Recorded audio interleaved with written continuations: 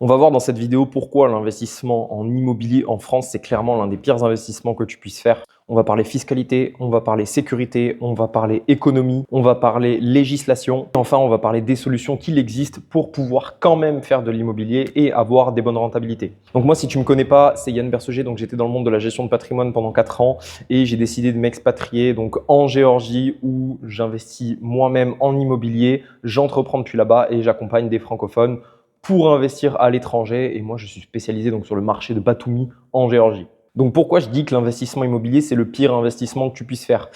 Déjà, on va commencer par la fiscalité. Mon chien qui est monté entre-temps. Donc si on doit aborder la fiscalité, il faut savoir que tu peux être imposé jusqu'à plus de 60% de tes revenus locatifs quand tu loues en nu. C'est-à-dire qu'on va prendre en compte ta tranche marginale d'imposition ainsi que les prélèvements sociaux qu'on va rajouter à celle-ci. Donc ça peut monter jusqu'à 60%. Et si tu veux louer en meublé, donc en LMNP, effectivement, tu peux déduire l'amortissement de tes revenus BIC.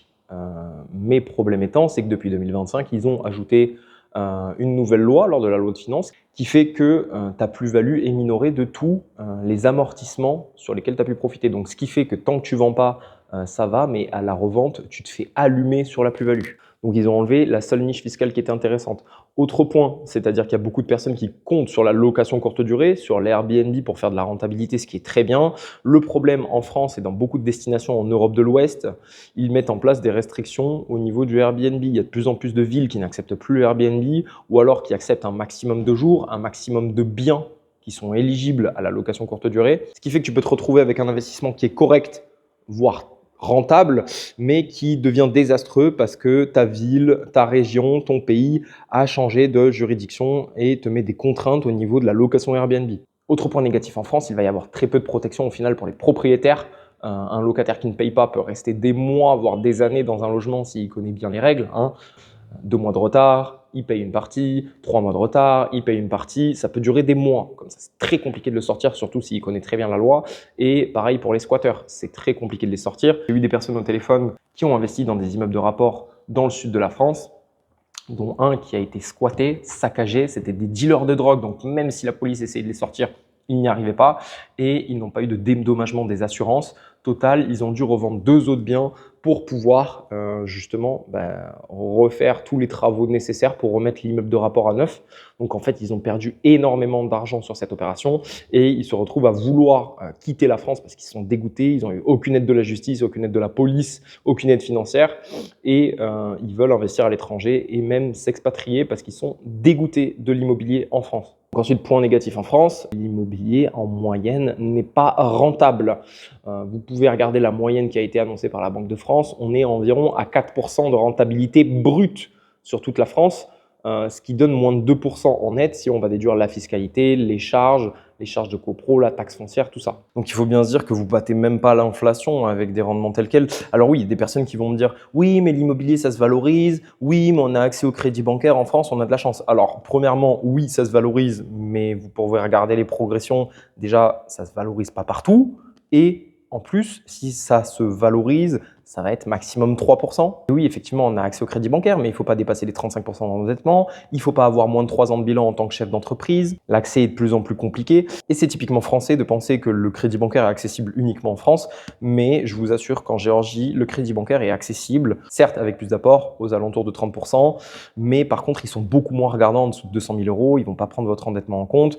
Ils vont peut-être vous demander un relevé de compte maximum pour voir que vous avez bien une rentrée d'argent et encore des fois ils ne demandent même pas, c'est juste du déclaratif et les projets sont tellement rentables que même avec des taux d'intérêt à 7 points en Géorgie, vous arrivez à générer du cash flow. C'est quoi la solution pour faire de bons investissements et pallier à l'immobilier en France qui est excessivement nul? Il reste des bonnes opérations en France, qu'on soit clair. Même en immobilier, vous pouvez faire de très belles opérations, mais ça va vous demander du temps, de l'expertise, potentiellement des travaux, de la rénovation, des tâches chronophages et fastidieuses.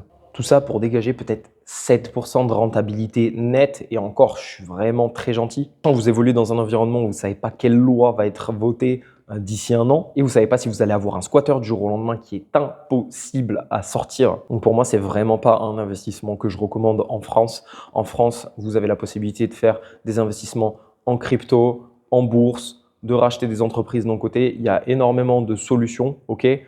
mais l'IMO en France, ce n'est pas quelque chose que je conseille. Par contre, même si vous êtes résident français et que vous ne voulez pas forcément quitter la France, vous avez la possibilité d'investir en immobilier à l'étranger. Il y a de très bonnes destinations. Vous pouvez investir à Dubaï, vous pouvez investir à Bali, vous pouvez investir en Géorgie, vous pouvez investir au Panama, au Paraguay. Il y a énormément de bonnes solutions. Ok, il suffit juste de les étudier ou bien de se faire accompagner. Pour vous prendre un exemple de la Géorgie, on va faire le comparatif avec la France. L'accès au crédit bancaire est bien plus simple. Certes, il faut mettre 30% d'apport, mais étant donné que les prix sont bien plus accessibles, en fait, vous avez un apport qui est ridicule. Et vous savez que du déclaratif, vous pouvez enchaîner les crédits bancaires sans souci. Même si vous investissez en off-plan, donc dans le neuf, c'est ce qui est le plus intéressant à l'étranger. D'ailleurs, le neuf, il n'y a qu'en France que ça fait perdre de l'argent. Mais si vous investissez dans le neuf à l'étranger, notamment à Dubaï, en Géorgie, à Marrakech, etc., même au Paraguay, vous avez la possibilité d'investir avec des facilités de paiement via le promoteur. Donc, sur un bien à 100 000 $, le promoteur vous laisse la possibilité de mettre 30% d'apport. Et les 70% restants sont remboursés tous les mois, tous les trimestres, pendant la construction avec des mensualités à taux zéro. Donc, c'est hyper intéressant. Ça vous évite de sortir tout votre cash d'un coup. Et à la livraison, vous vous retrouvez avec un bien qui est entièrement payé, que vous avez la possibilité de mettre en location courte durée ou bien de revendre à la livraison avec une très belle plus-value parce que le neuf, c'est très intéressant à l'étranger. Voilà, si jamais vous voulez vous faire accompagner, que vous souhaitez investir à l'étranger, mais que vous ne savez pas comment vous y prendre, que vous ne savez pas quelle destination choisir, je vous laisse la possibilité de réserver un appel directement avec moi dans mon lien Calendly qui se trouve en description de cette vidéo. Abonnez-vous à cette chaîne YouTube parce que je vais donner énormément de conseils sur l'investissement immobilier à l'international. Et sur ce, je vous dis à la prochaine.